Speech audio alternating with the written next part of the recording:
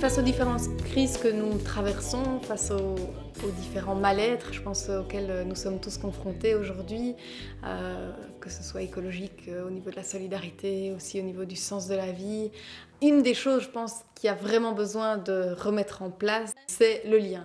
Recréer du lien, pouvoir recréer du lien, du réseau.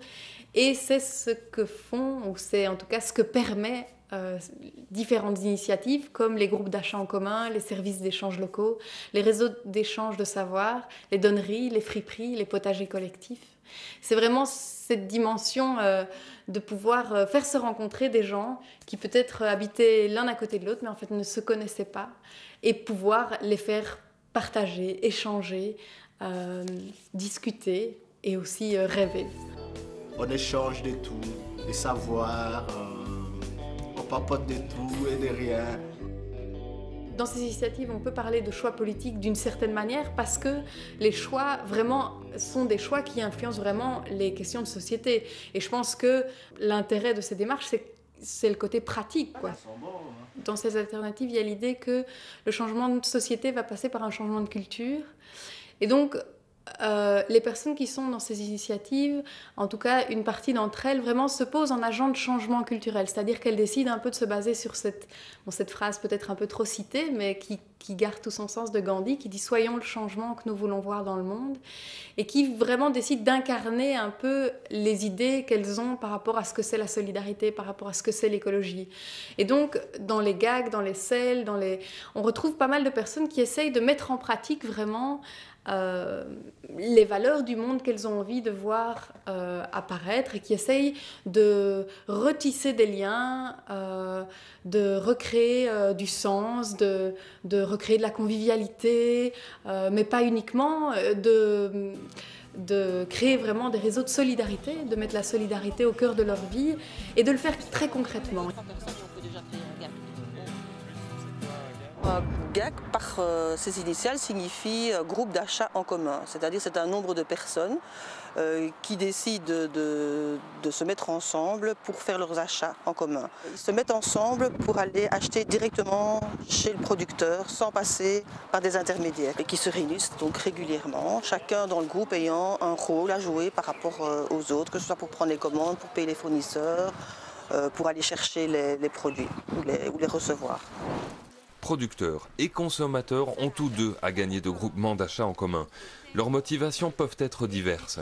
Le GAC devient vraiment un grand réseau d'amis ou de copains. On n'est plus dans le rapport je suis le consommateur, donc je suis roi. Les gens mangent vraiment local. Forcément, si c'est local, pour moi, c'est plus respectueux de l'environnement. Ils apprennent à mieux comprendre la réalité des producteurs. Je pense que les GAC jouent un rôle sécurisant par rapport aux producteurs. Pour une petite surface comme la mienne, c'est intéressant de pouvoir se passer d'intermédiaires au niveau de la distribution commerciale pour pouvoir profiter d'une partie des marges qui seraient consacrées aux professionnels de la distribution et en faire profiter en partie aussi le consommateur. C'est encourager le petit producteur à continuer son travail près de la terre, proprement, dans le respect de son travail, dans le respect de la terre et dans le respect d'une alimentation saine. Les groupes d'achat en commun permettent de replacer la consommation dans un réseau de relations, mais aussi permettent aux différentes personnes de vraiment se réapproprier leur rapport à leur alimentation, peut-être de se reconnecter un peu à la nourriture, de se rapprocher, d'enlever certains intermédiaires entre eux et leur nourriture et le producteur de nourriture. Et c'est ce qu'on retrouve aussi dans les potagers collectifs, avec des personnes qui se rassemblent aussi pour produire leur nourriture et qui peuvent ne plus se retrouver toutes seules dans leur potager, ne sachant pas très bien de quel côté il faut planter les salades, de quel côté il faut planter les carottes. Un potager collectif, il y a deux mots, il y a potager et collectif. Et là, c'est vraiment là où il y a une différence par rapport au potager qu'on peut avoir à l'arrière de sa maison. C'est que ça se fait avec un groupe et que donc la gestion du potager se fait par ce groupe. Et qu'est-ce qu'on entend par gestion? C'est tout l'aspect d'organisation autour du potager qui se fait en collectif. Et autour de ça, et Le point en général principal du collectif, c'est aussi de se retrouver ensemble, de partager des idées, d'échanger des techniques, mais aussi de passer simplement un bon moment sur le potager. J'étais très sensible au fait que tout était cultivé d'une manière très naturelle.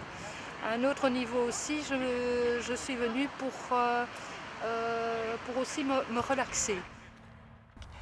Et aussi le côté financier.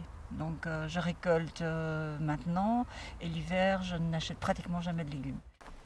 Voilà, les figues commencent déjà à sortir. Je ne sais pas qu'est-ce qu'il y a, mais il y a quelque chose qui me tient à cette potager. C'est magnifique. Moi je trouve que c'est ça, la relation entre homme et terre, c'est éternel. C'est ça quoi, on est venu de là. Alors, Dans les potagers collectifs, on est là pour produire ces légumes, mais on est là aussi pour échanger peut-être des savoirs sur comment produire tel légume ou tel autre légume. Et une autre initiative permet cet échange de savoir, ce sont les réseaux d'échange de savoir, où chacun peut transmettre son savoir à un groupe de personnes ou à d'autres personnes. On peut échanger des savoirs. Un réseau d'échange de savoir, c'est une initiative la plupart du temps locale, qui met en relation des personnes qui désirent acquérir des savoirs avec des personnes qui désirent transmettre des savoirs et qui crée donc un réseau d'échange et de solidarité gratuit entre les personnes. Utiliser les choses qu'on sait pour les partager avec d'autres, et quand on peut s'offrir un cours de stretching gratuit à 2 pas de chez soi, sans devoir prendre de transport en commun ni rien, et qu'en échange de ça on offre une balade, eh bien non seulement il n'y a pas eu d'échange d'argent, mais en plus on a rempli son temps d'une manière qui est utile. Il n'y a pas de petit savoir, ça c'est très important. Savoir parler perse, ça a autant de valeur que de savoir recoudre un bouton. Et les gens qui savent juste recoudre un bouton, parfois se disent « moi je sais juste recoudre un bouton, c'est pas un savoir ». Si, c'est un savoir, et on peut le mettre en valeur. Parce qu'il y a des gens qui ne savent pas recoudre un bouton. Voilà. Ça sent bon, hein. La première chose qui pour moi est importante dans le mot réseau d'échange de savoir, c'est le mot échange. Il manque une dimension énorme aujourd'hui, dont beaucoup de gens n'ont même plus conscience, parce que ça fait déjà des dizaines d'années que c'est en fait partie, et qui est la vie communautaire.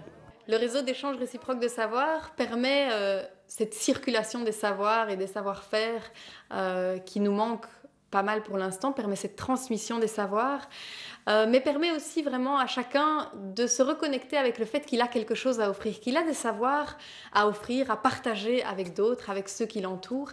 Et c'est ce qu'on retrouve aussi dans les services d'échange locaux, où chacun peut se réapproprier.